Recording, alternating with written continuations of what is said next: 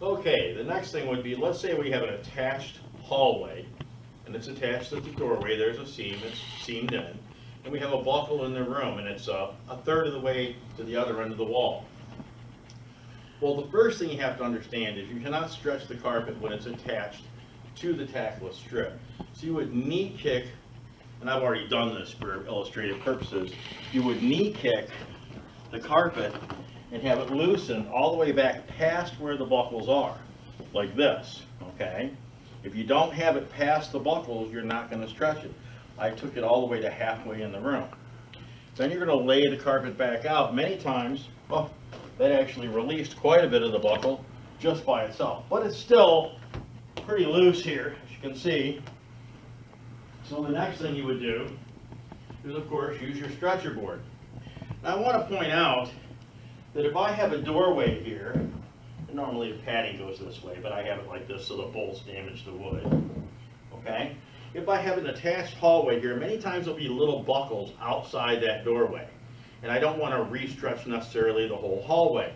So what you can do, one of the cheats, is to take a foam block on either side of that door and put your stretcher board up on blocks. What this does is it allows the carpet to move underneath. So when you're stretching from this doorway here, and I'll show you, when you're stretching from this doorway in and actioning the carpet, hold on, get it positioned well.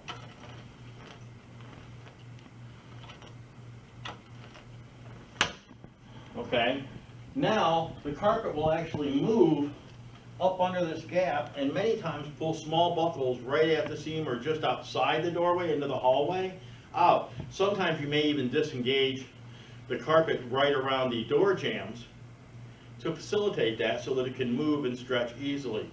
That's one of the problems you see, and it's one of the things you can accommodate without doing anything else.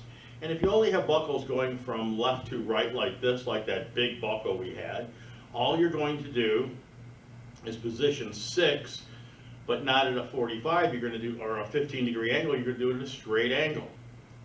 So again, now from disengaging the carpet, I see right up next to the wall, my carpet has moved. And it is again away from the wall. There is a gap there. So I've got this engaged, so I've got tension on it, but it's not in the right position.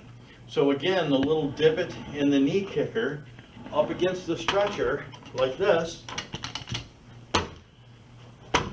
and I take that carpet and put it right back snug up against the wall. Now when I'm finished, I'll stretch this and make sure it's actually attached to the pins on the tackless, but at this point I now have it up close so I don't have a gap.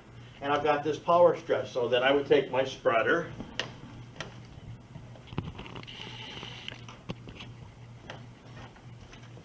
tuck the carpet in, just as we did many times in the last part of the video. Push it onto the tackless, release the pressure, and move. And I would do that the same as I did last time, only in this position, because I'm stretching it straight across the room, I don't have an angle on it. Same thing, push it into the gully, release the pressure, move it, and so on. Now this is very simple, right? Everybody's got this? We're good? Okay, so you can hear it popping onto the pins on the tackless there. And you just work your way across the wall.